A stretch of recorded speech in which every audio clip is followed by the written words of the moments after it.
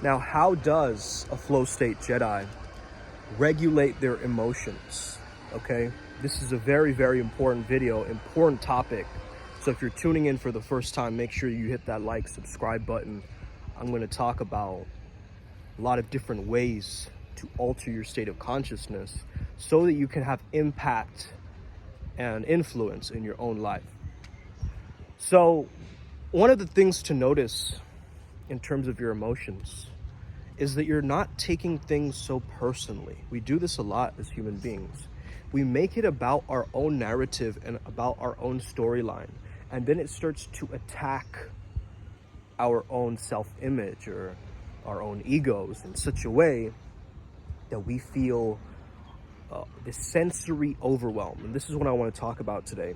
Whether you're going through depression or spiritual awakening or any kind of intense situations or traumas, and you're trying to process them, you will deal with this feeling of, I feel out of control. Now, a lot of the times the problems actually happen from trying to control a certain situation. If you have so many expectations over how you want a situation to go down, how are you possibly going to accept a situation when it does happen? So going back to rationality, objectivity is really, really important as a flow state Jedi. At the same time, not taking things so personally, okay? A lot of the times we take things too personally, and that becomes the cause of a lot of our suffering. So take away the expectations and just start appreciating and embracing life for what it really is and what it's giving you. Okay? That doesn't mean that you bypass certain things. That doesn't mean that you ignore your emotions. It doesn't mean that you pretend to be stoic rather than experiencing stoicism. You gotta be in the liminal space as a flow state Jedi. So you can't be like, super animated with your gestures, and you can't be so monotone or monochromatic in a sense. You get what I'm saying? Even though I am pretty monochromatic today, looking like a straight up mage in here. But what I've started to understand is that a lot of us shame away our emotions, right? If you imagine your emotions like, someone very special to you, like a close one, you understand that you treat them very differently, right? But those people that you also really care about, you got to understand that they're the ones that also piss you off the most, right? So the closer that you are to someone, you're actually being associated with their energy, right? And so once you understand that, this person's energy is their energy, it's not mine, right? A lot of the times, if you're more empathic or you don't have a solid sense of self-esteem, self-image, self-love being one of the main keystones, I would say, in regulating your emotions. Because without the self-love, you got to understand that the self-loathing feels a lot heavier, okay?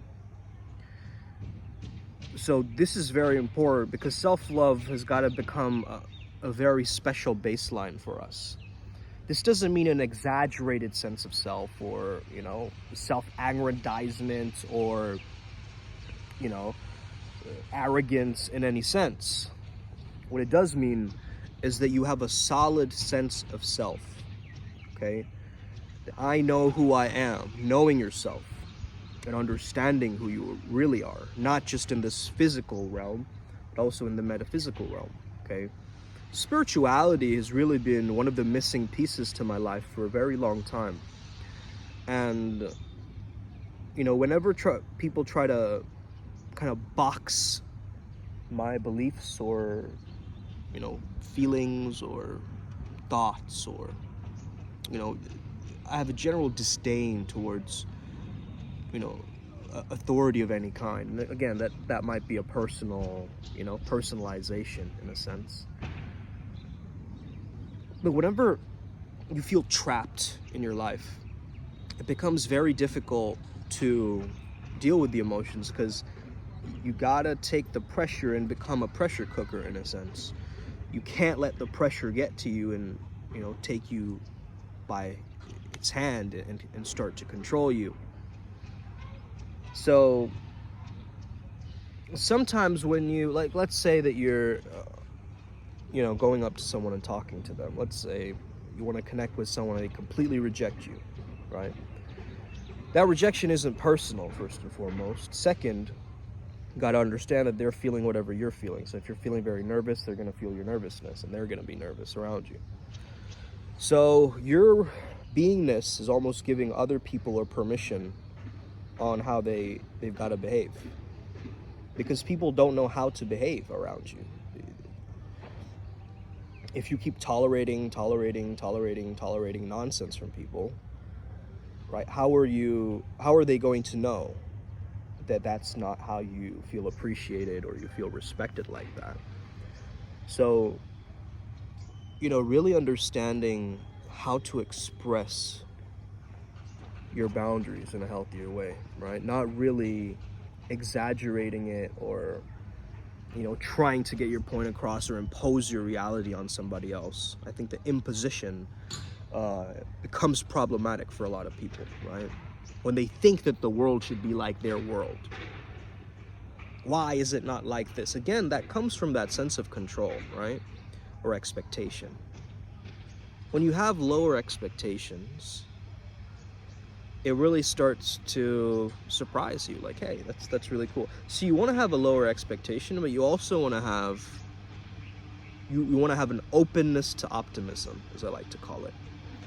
So that good things are bound to happen if you follow your path and you follow your dharma and Tao, and you're doing your thing, right? You're not getting sidetracked or having too many side quests on these side missions, but you're staying on track. And when you're staying on track, you're gaining a sense of focus. And to get that sense of a Zen mind that is very, very attractive to the opposite gender as well, if you're a man specifically, I would highly recommend that you do this. Women as well. I mean, it's a very attractive quality to have that presence as well.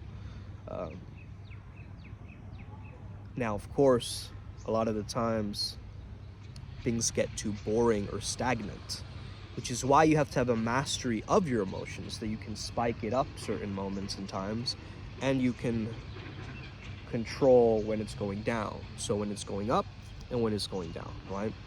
Almost like knowing the pendulum swing of your internal world, or the elevator of your internal world. So you got to rely more so on the elevated emotions like gratitude, love, peace, rather than apathy, shame, guilt, fear, etc., right?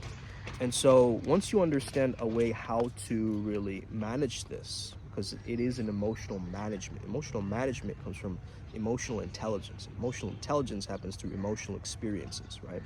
So if you've been through a lot of pain or trauma, or you're going through something very, severe, you got to start to understand that when you put your presence in a captivity of sorts, you're not going to really grow. Like if you're like, oh, I only feel stress-free in that 5-minute meditation that I do, then that's not really meditating. Meditating is making it a part of your life, making mindfulness a part of your life, okay? That's really where your meditation is going to happen, is through the integration of that presence. So practicing feeling into the bottom of your feet, practicing integrating with the earth, practicing, sitting in silence and letting whatever gunk and storylines and thoughts just pass you by like clouds in the sky. Realizing the impermanence of life and the practicality of the nowness, okay, that gives you a sense of strength. So meditating daily is very, very important when it comes down to being a flow state Jedi. And I'm not saying that your meditation has to look like you sitting down with legs crossed, just like that. Though that is kind of, a way to do it. I would say find different flow state tasks that speak to you and enrich you, and develop your skill sets of emotional intelligence over time by dealing with these different emotions and having people call you out and being challenged. I think being offended or being challenged by someone, you can really put your skills to test. Otherwise, how will you know that you've reached that state of bliss or Zen, Mushin or Sanshin, or any of these states of mind, right? How will you know that you've attained that level of, emotional mastery if you haven't been challenged in any way, or if you haven't been put on the spot, or if you've never been called out for your own BS, or you're not looking at any of your blind spots, or you're kind of, you have an unintegrated shadow, and you're following negative media or like black pill information, or you're like trying to find a way to constantly self-improve, which feels like this unfulfillment rather than a genuine transcendence and an evolution, right? Like, I'm not fine where I'm at, so I've got to constantly be better, constantly improve. And people are stuck on this kind of hamster wheel, rat race, hedonic treadmill, as we call it in positive psychology, right? Where you get this sense of this dopamine pleasure hit, and you get trapped, you get addicted to that cycle, right? Even negative emotions are very, very addictive, because they feel familiar and comfortable after a while. If you've been experiencing it for many years and years, you're kind of normalizing your emotions in a sense, right? And so the best way to deal with this is paying attention to your breath, okay, throughout the day. If you're just noticing that my breath is becoming faster or slower, or I need to engage with myself more, then it'll be more powerful. And I want you to almost keep it in the periphery, right? It's not like the main thing. It's almost like you want your presence to be like a radiator hum in the background of your mind and your spirit and your body, right? It is the hidden presence that is just omnipresent in a sense. It is there, right? It is functioning in the background subconsciously. And you can also do this by telling yourself positive thoughts before you sleep, or you drift off into the sleep realm, because then you can actually control your dreams, oftentimes based on the words that you've told yourself. And now your thoughts become almost like a predictive programming in a sense to your waking reality. So, wow, isn't that a secret to raising your consciousness, or to at least hack it or reprogram it, right, in some sense? But in any case, my bad, I'm just like digesting my food. So I'm going for a little walk out in nature right now. So it's not about trying to control your emotions. It's about regulating your emotions. And so understanding something called, nervous system dysregulation, which means that your sympathetic system is much more stronger than your parasympathetic rest, digest, repair mode. So through the breath, through ideal diet, stress relief practices, different practices that make you feel much more whole and connected to this world, right? We're not meant to be in these box-like structures, just like constantly grinding away at something that we don't choose to be inspired by. You know what I mean? Like, that's not our natural way of being. The natural way of us being would probably be something like that. You know what I mean? Like, some more so the freedom and the playfulness of being able to engage with life rather than against life, or trying to fight against it, right? A lot of people, man, they're trying to fight against life, right? They're thinking that I'm in a bad state. This is not meant for me. I don't know why I'm doing this. And there is this inherent resistance that gets built up over time, rather than a complete embracing of the reality and what we're experiencing and going through. And sometimes we get into a lot of problems in life when we're starting to become way too impulsive in our decision making. Impulsive in the sense of like, I need it to happen like this, and it's coming from an anxiety or a fear, right? A fear-based state of mind that, I won't be able to function without this. I won't be able to feel whole without this particular habit, bad habit, trauma response that I'm getting. And that's simply not true. We are whole beings, and we are these holistic, very powerful creatures that sometimes we forget, and we need others with a more positive equilibrium, you could say, internal equilibrium, where we could say to ourselves that, hey, this is going to be a powerful situation with this interaction with this other person who also has a positive resonance and a high vibration. You notice a lot of people, their baseline scale of consciousness, if it's above courage, they're super inspiring people, right? Like, you just get so captivated by that energy because it's not common, right? It's a very uncommon type of energy. And so, someone like, for instance, Andrew Tate, and I don't want to bring him up in this video because he's just been mentioned so much on the internet that I feel like, we have to inevitably talk about this. But let's just take his example, right, on how he's lifting men up.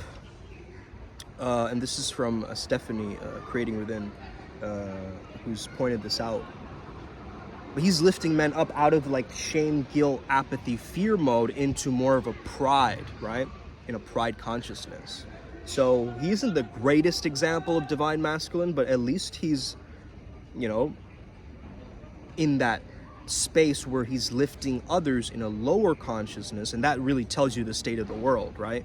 If someone like him is leading, that's telling you that people are in a very, very low sense of consciousness. But again, that's, my own perspective in a sense, because if he was in courage, or if he was in willingness and acceptance in his state of consciousness, his baseline, if he could rise it up, if he could be more heart-centered, I would say that he would be a very powerful, a bigger force on the planet, because then he could speak his truth. But at the same time, he wouldn't be, targeted like this and like shamed and like, blacklisted by the media and canceled and all these different things.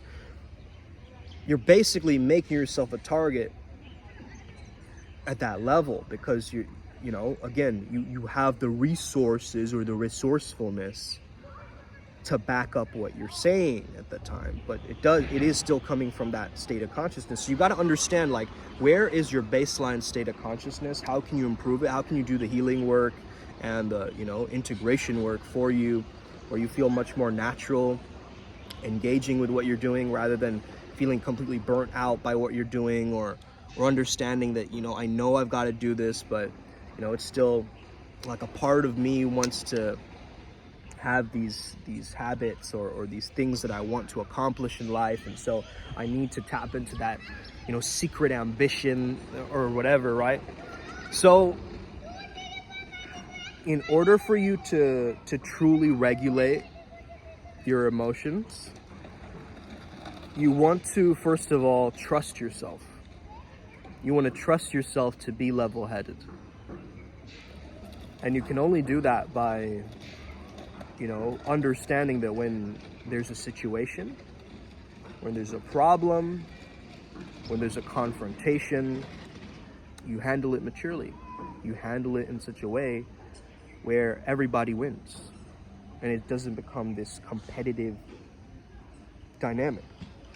The greatest fighters know not to unnecessarily put themselves into fights, and if a fight can be avoided, they're going to do that. They're not going to go out of their way to try to start a fight with everybody that they see, okay? That tells you that there's something messed up in that energy system, right?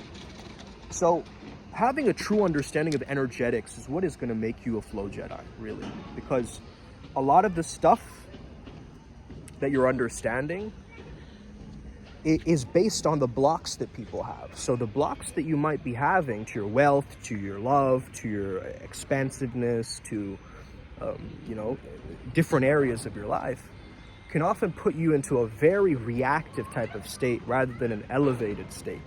So once you deal with those emotions, and once you really understand, like, why am I feeling like this, you do a little bit of a deep dive into your own mind, and maybe you get some kind of counseling, or you get a different perspective from a coach or something like this, to really give you that refinement or fine-tuning of your consciousness.